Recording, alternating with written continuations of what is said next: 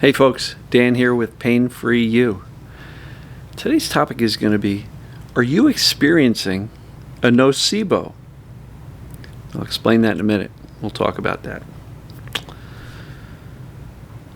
Breathe in the peace and exhale the noise. Breathe in the clarity and exhale the doubt. Breathe in the courage and exhale the fear. All right, so there's these two terms that are often used in the medical world: placebo, nocebo. Placebo is the belief that something is good for us. So, for example, there's all sorts of, clinical trials with placebos in it. And it's essentially give somebody an inert substance like a sugar pill or something, but tell them it's medicine. And if the patient or trial subject receives a benefit from the inert substance, that's called a placebo, right? And it goes through every aspect of medicine, through every aspect of, that whole world. And there's even a book out, Surgery, the Ultimate Placebo. It's a really fascinating book, how they've actually done studies where there's a whole series of people who need a certain type of back surgery. And half of the people get the real surgery. Half of the people get a sham surgery where they cut an incision, then they stitch it up, but they don't actually do the mechanical fixing that the surgery calls for. And inevitably, the results, the success rates between the sham surgery and the real surgery are almost indistinguishable. So read that book if you're interested. Surgery, the Ultimate Placebo. You can probably find it on Amazon, but it's an interesting look at pain, surgery, and the power of the mind.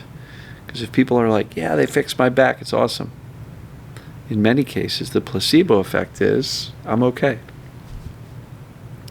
That's why mindset is so darn important in this whole world, this whole perceived danger world, right? Nocebo is the opposite. Nocebo is if you believe something is bad for you, the likelihood is that it will be. So, for example, in the pain community, particularly medicine withdrawal communities, or even medicine in general, if you have a fear of medicine and you believe, oh, I better look at the side effects, and oh no, I might get those side effects, and then you take the medicine and you get the side effects, was it the medicine? Or did you nocebo yourself by convincing yourself that the medicine was going to be dangerous and you're going to get one of these side effects, right? Are you experiencing a nocebo? And it can go anywhere. It's like, I'm thinking about going out to the grocery store. Oh, but that's going to hurt. Oh, no. This is going to be awful. I haven't done that in a long time. How am I going to load the cart and empty the cart and load it into the trunk and carry the bags into the house? Oh, that's going to be horrible. You're creating a nocebo for yourself that this whole grocery store experience, getting there, coming back, loading the groceries, is dangerous. And if your symptoms go up as a result of that, are you experiencing a legitimate injury or some increase in the pain because it's messing up your body? Or did you nocebo yourself? And I'd venture to say in this TMS mind-body space, this perceived danger pain world, a lot of our experiences are due to the belief that something is going to be bad for us. Yeah, I've been dealing with a good number of folks in the group program recently with fatigue. And there's this big belief that if I do too much, I'm going to pay for it. And so there's these arbitrary beliefs. Not arbitrary. Some of it is based on their experience, so don't let me diminish that at all. But we get this belief that I can only do so much before I've got to rest. Because if I don't rest, then I'm really going to pay for it, and the fatigue's going to hit me really hard. So is that because the energy stores of the body have just completely depleted like that? Or are you experiencing a nocebo, right? Fatigue. I don't believe we can expend our energy stores that quickly, right? And I'll touch it here because it's important, and I'm working with a number of people with fatigue. The energy stores are not depleted that quickly because for some people with very heavy-duty fatigue, they can, walk into the kitchen, make a sandwich, and come back, and they're exhausted from that. So I think fatigue is very unscientifically the brain saying, life is too intense, it's too dangerous, go take a nap. Here's a lot of fatigue, so you go rest. Get safe, get on the couch, get in bed, and ideally sleep. So I think the brain can turn on and off fatigue very quickly. What I also believe is true is that when the mind gets fatigued, the body can get fatigued, right? When the mind gets fatigued, the brain can make the body fatigued. And that can be too much stress, too much thinking, too much worry, too much fear, too much whatever it may be. And the brain, like I said in the first example, is the brain kind of checks out and goes, too intense, take a nap. Go to sleep so we can check out entirely. Go unconscious, right? While we're sleeping.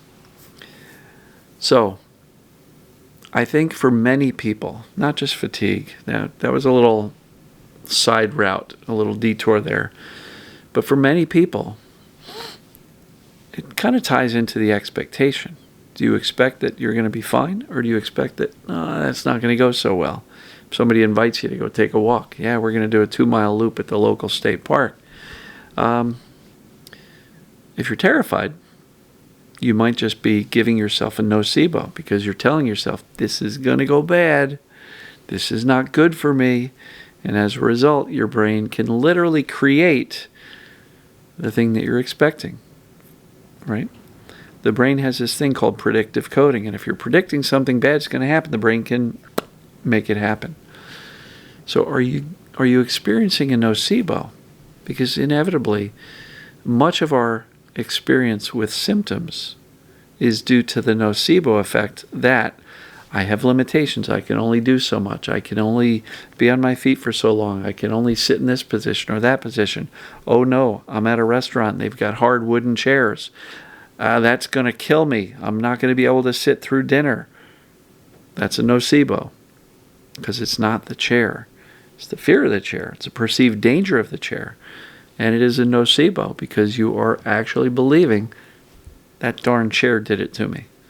No. Chair is inert. It doesn't do anything. So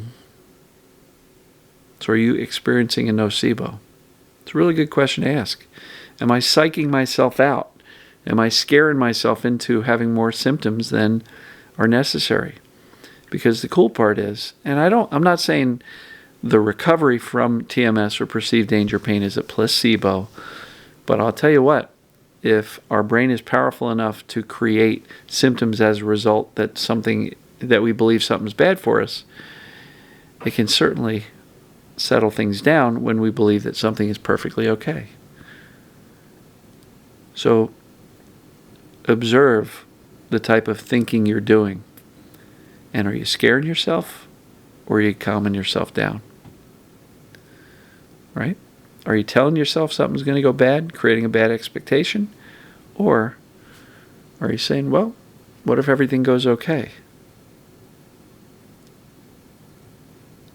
Think about that as you go through your days. Be aware of it, because once you're aware of it, you can start to change things a little bit. So I hope this all makes sense. Are you experiencing a nocebo?